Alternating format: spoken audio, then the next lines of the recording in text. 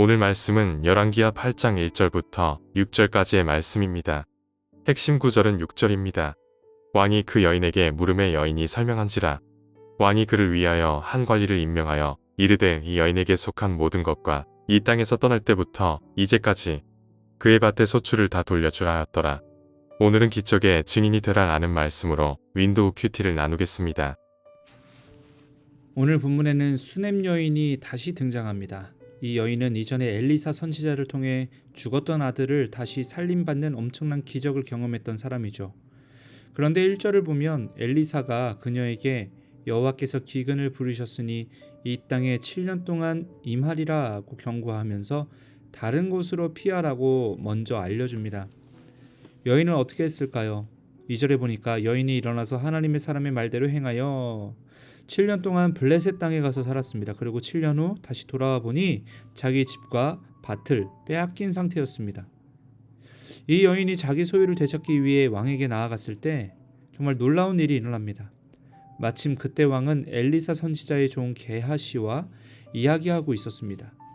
게하시는 왕에게 엘리사가 행한 기적들, 특히 죽은 자를 다시 살린 일을 설명하고 있었는데 바로 그때 죽었다 살아난 그 아이의 어머니인 여인이 나타난 것입니다. 게하시가 왕에게 외칩니다. 내 주 왕이여, 이는 그 여인이요 저는 그의 아들이니 곧 엘리사가 다시 살린 자이니이다. 5절에 이야기되어 있습니다.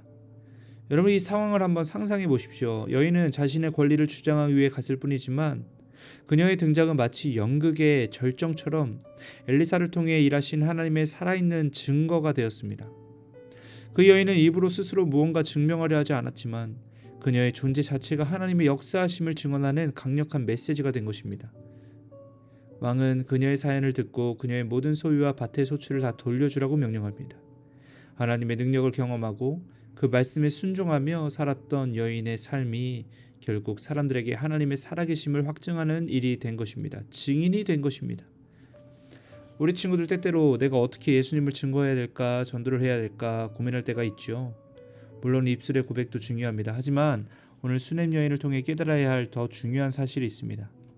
우리가 하나님의 말씀에 순종하고 하나님의 은혜를 기억하며 정직하고 성실하게 살아갈 때 우리의 학교 생활, 친구 관계, 가정에서의 모습, 우리 존재 그 자체가 바로 하나님의 살아계심을 보여주는 강력한 증인이 될 수 있다는 것입니다. 세상에 많은 사람들이 하나님을 믿지 못하고 흔들릴 때 우리의 성실함이, 또 우리의 순결함이, 또 우리의 어려움 속에서도 좌절하지 않는 모습이 엘리사가 행한 기적처럼 하나님은 살아계시는구나 라는 외치는 증거가 될 수 있을 것입니다. 우리는 모두 하나님의 증인으로 부름받았습니다. 우리의 존재 자체가 예수 그리스도의 증거가 되게 해달라고 기도하며 실천하며 살아갈 수 있는 우리 모두가 되기를 축복합니다. 기도하시겠습니다.